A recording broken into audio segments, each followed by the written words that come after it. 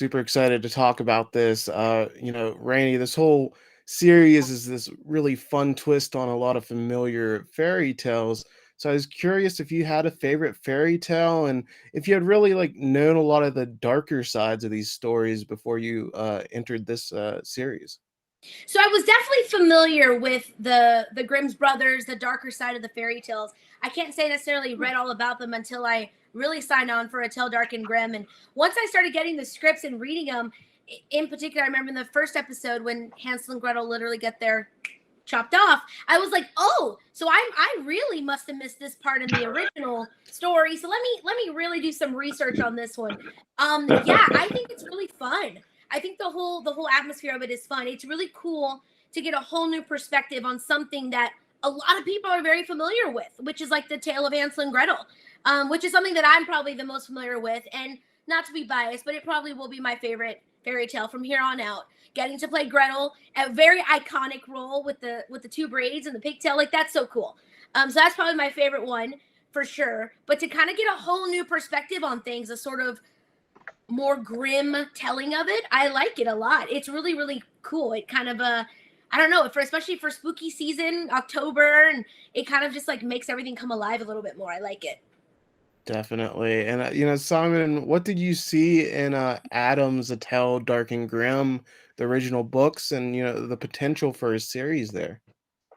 I mean, I was given the book by a producer, Chris Henderson, who actually is at the root of this project, who reached out, who actually figured out that this is available and swooped it up and handed it to me.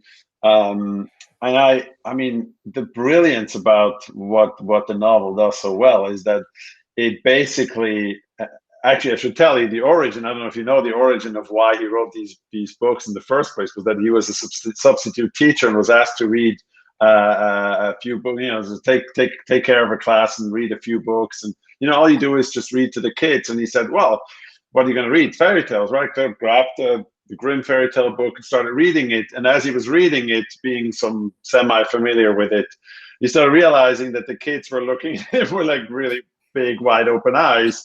And he started kind of undercutting it and explaining it. And he's a really funny man. So he like naturally made it all fun and humorous. And that tone comes through in the books. And I think for me, having done a lot of feature animation in my career, we've talked about adapting fairy tales and Grimm fairy tales in particular many times. But what you oftentimes are struggling with is that to bring it into a 70, 80, 90-minute feature and tell one single story, because some of the Grimm fairy tales are short stories. Some of them are, like have odd, beginnings and endings, or sort of are hard to tell in a feature length story. And in this world that we live in, where all of a sudden limited series become a real opportunity in animation, you see the re-emergence of stories that are really hard to tell as features or as episodic television, where you basically come back to the same kind of setup every time. And to me, A Tale Dark and Grim, the novel, was perfect, a perfect source material for this kind of show. And as a kind of, visual person, imagining that this could be told through the eyes of unreliable narrators to tell us a visual story of something that might or might not have happened, where they correct each other and, one says, this happened at night, and the other one says, no, that's during the day, and the background falls off and sun comes up.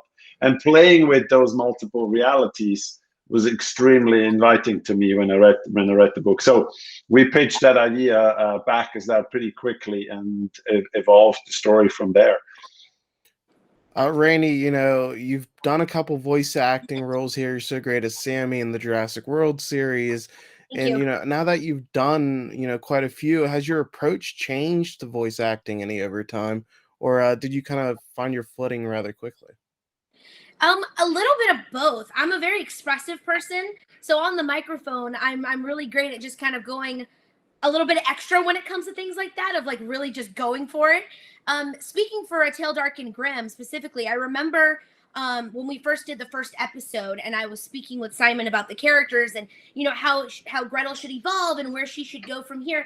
And I remember in the first episode we had talked about her voice is very innocent. It's very light. I mean, she has no cares in the world until essentially her parents chop her head off. And then that's where her sort of, you know, dynamic kind of changes. And then she's always been this protective older sister to Hansel. But now that they're going on this journey together, she's kind of gotten hard to life, to love, for everything. And so as episodes would come about and I would get new scripts, I would kind of adapt to that with my voice and kind of change it up a little bit. You know, she would be sassier and harder, and you know, she wouldn't quickly accept everybody the way that she would in the first or second episode when she was a bit more naive. You know, I was definitely quicker at thinking things through. And so for voice acting, I just kind of approached it like that. And, you know, it's funny because a lot of people ask like the similarities and the differences between on-camera acting and voice acting. But for voice acting, you kind of just have to go like a little bit more above and beyond, because, you know, when you're going through a journey, you know, in animation, obviously we can see the journey, but for the voice acting, you want to add a little bit more to that. And it can even be as simple as the actions of running in a booth by yourself, you know, running from something, or when I'm climbing, or I'm, you know, rowing a boat, or I'm fighting, you know, whoever I'm fighting in the show. It's a lot of getting to add that extra oomph to add to the character of Gretel and her little nuances and her little things that she does. And, you know, I got to sing in the show as well, which was really cool. So to be able to kind of add all that into the voice packaging was great. I mean, this show is like a dream come true. It's kind of has a little bit of everything as an actor. So I'm really happy to be a part of it. You really were able to show your huge range in this and really kind of like go to all these different places. I mean, the show is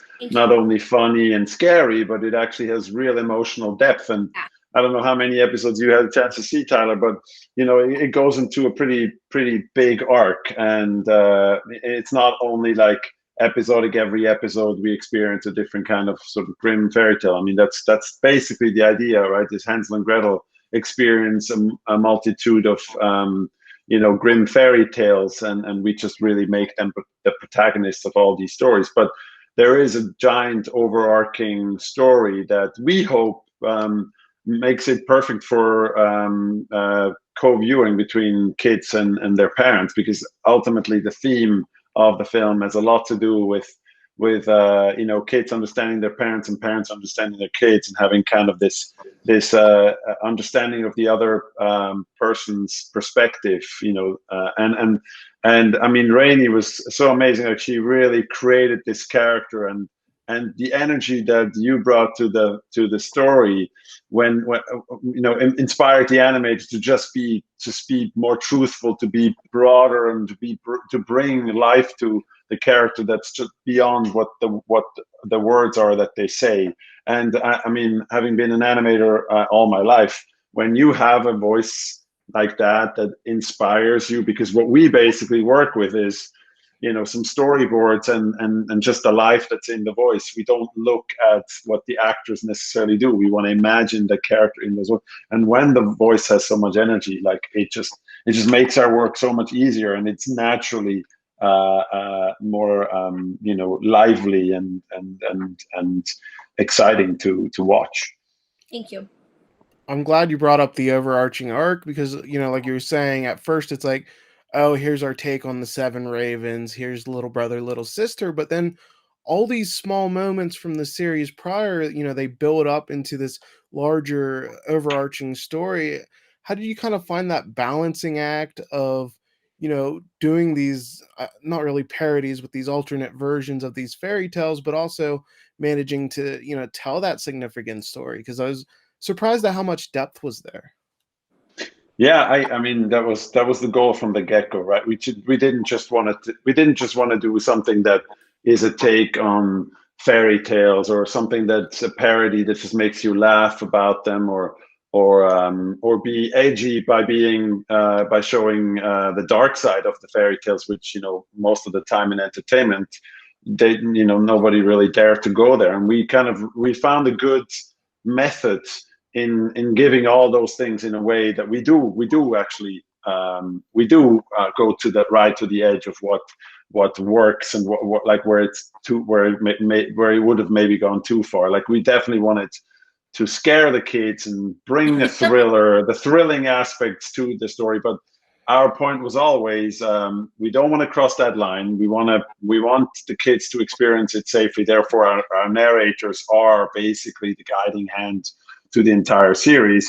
But what we always set out from the beginning is that at the heart of the novel, of Adam Gidwitz's novel, is a real, really complex, deep story that talks about understanding, that talks about what parenting might seem to kids from the kids' perspective, and opens that up to remind parents that they were once kids too, and they may have not understood what their parents did. And most people, they don't experience perfect families or perfect life. They experience complex, challenging, difficult situations, and and the other way around goes the same. Like, we wanted the kids to maybe see that in sort of an analogy. I mean, our story is a big analogy to what happens in real life, that maybe parenting is not that easy, and maybe sometimes you make decisions that at first sight seem wrong. They potentially are wrong. Like,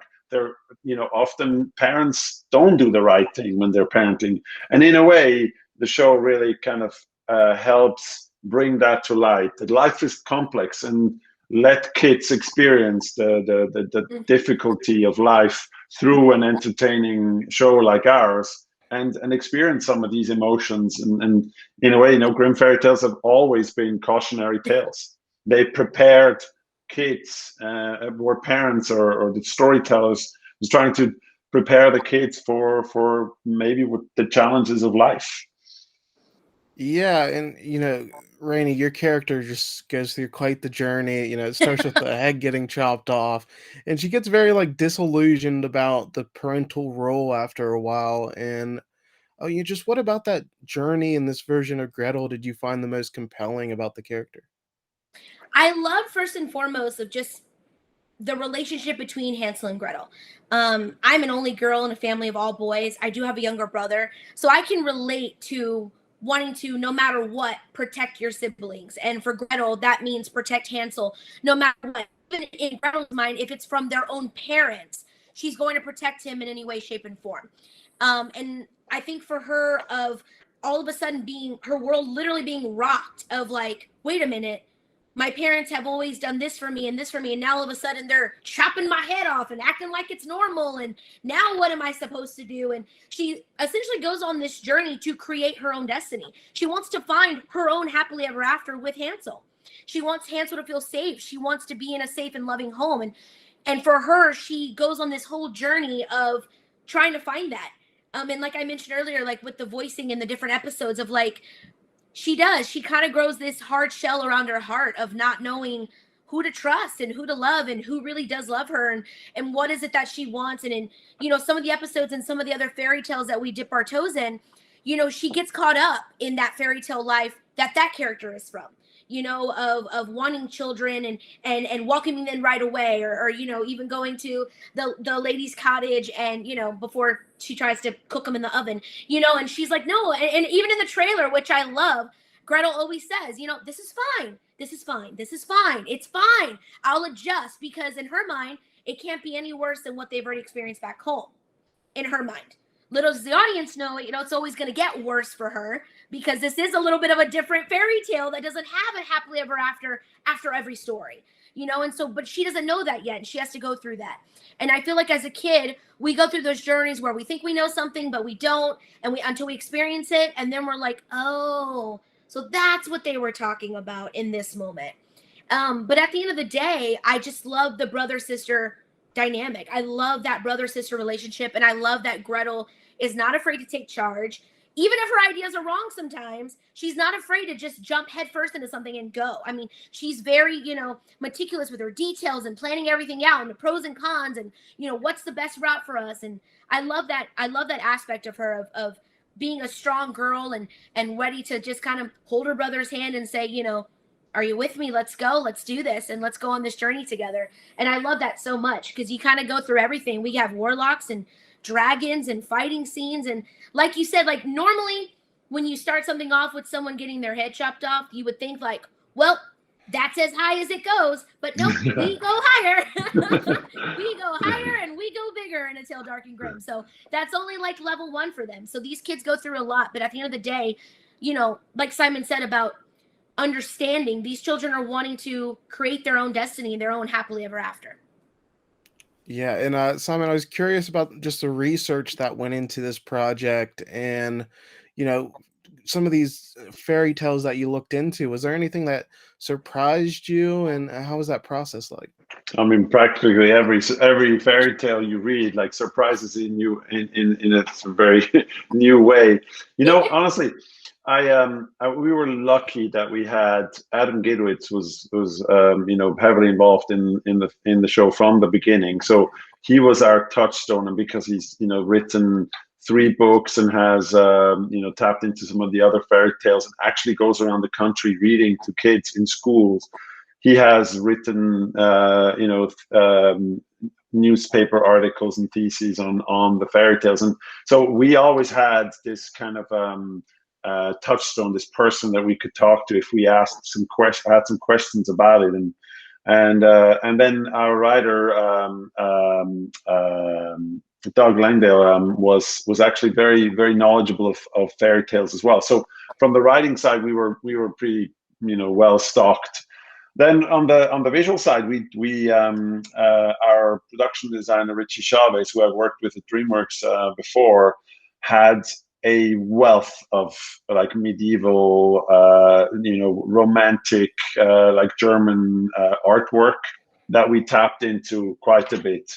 And then along with that, we had some references that we very much were sort of chasing, and we tried to kind of concoct a look and a feel to the show that feels coherent, but at the same time allows us to live in these different worlds, because the story has multiple kind of levels to it, right? Where there's the actual story of Hansel and Gretel, but then there's the story of the ravens who tell us the story. And then whenever we go into the past, or whenever we have like some pretty gruesome moments, we switch these looks to get to help the kids through those moments, so that they're not scared to a point where it would be unreasonable. Like we promise the audience that we hold their hands and we don't do anything that would really be too much or a bad taste or so. So yeah, we did a lot of research on all of those things, but we had amazing source material that we could fall back on. And then, Randy, I have to ask, I used to be a pro wrestling writer, and I know you're a big pro wrestling fan. You get Yeah. to present at the Slammy Awards with your Yeah. brother, which was really cool. How long have you been a fan, and how cool was it to get to leave your mark on, this great industry? Amazing. I've been a fan since the 90s, since I was born, really. Growing up watching The Rock and Stone Cold Steve Austin and all those great fighters, China, watching all these amazing matches on TV and pay-per-views with my family and whatnot. So that was always really cool. To get to kind of get in that sort of zone, and then, as like I said, I have a younger brother, and so then as we got older, obviously our older brothers and me, like we would still watch it, and then Rico, my youngest, like he just kind of like walked right in and was like, wrestling, WWE, I'm into it. And then now he started watching it, and then it kind of like throws us all back into it. And then I have 10 nieces and nephews, so then they got into it as well. And it was a whole thing. I mean, getting to do the Slammies was really cool. And then we got to go to a SmackDown Live when it was at the Staples Center in LA, and that was really cool. We got to meet Rey Mysterio and Triple H and Shane McMahon and Stephanie McMahon and like Sasha Banks and Bayley, and getting to meet all these cool people that I love, because coming from the entertainment world, like it's pure fun to me, and the athleticism that these athletes portray is just phenomenal. To get to do that, so like to be kind of in that atmosphere was really cool. I totally became a fangirl immediately. That's the thing. Like everything. Like I'm an actor. I've been an actor for 16 years. I've been around the block, and it's amazing. But then there are times when I'll get involved in a situation where I'm just like, and that was definitely one of them for sure. Yeah, I know you were so excited about Sasha Banks and Bianca Belair at Love them. WrestleMania. Incredible match. Who were Yes. you rooting for? Well, Bianca is my girl straight up. Sasha Banks is amazing. Like, I mean, I could talk for hours about this. Like, the female roster right now that WWE has is phenomenal. I mean, Bianca Belair and her and Sasha's match. I mean, just what a groundbreaking history making match right there. And I think that's so great for young girls at home to watch that and go, I can do that too. And I can set records and I can, do whatever I want to do in my world. And I love that so much. And then Simon, my last question here. What about Hansel and Gretel do you think makes them such great protagonists? Obviously, everybody's familiar with their core story and we get to change it up here, but what do you think makes them so great? Because they're so entertaining, from start to finish here. I mean, I think it's because you feel for them. They're thrown into a situation that they have no control over. I remember, like, the first time I saw The Lion King, and seeing Simba being thrown into this situation that he doesn't understand.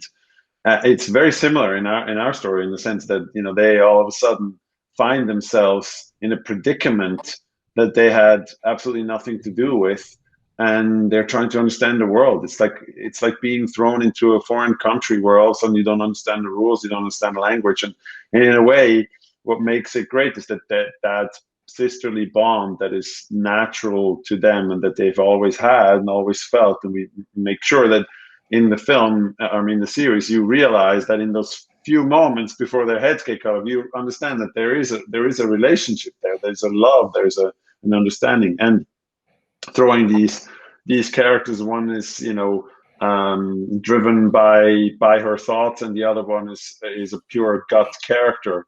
And having that argument that we sometimes have with ourselves, like, sort of, here's my head thinking about this situation this way, and here's my gut tells me something completely different. And you have this inner struggle between what you know is right, what you want to really do, or what you feel is the right thing to do. And to kind of dramatize that on screen with characters that are absolutely powerless and not in control, and really throw them into a complicated world, fascinated to me. And one of the things that Adam Gadewitz said very early on, one of the rules of fairy tales are that heroes are heroes that see the world in a normal way. It's the world around them that's crazy. The world around them is not understandable or illogic or does things that is scary around it. It's the heroes themselves never do anything absurd. You have to be understanding their choices, and we really felt like that was a key thing, and it made it very, very interesting. Thank you both for your time today. It's been loved the series and great speaking with you both. Thank you so much. Thanks so much. Thank you.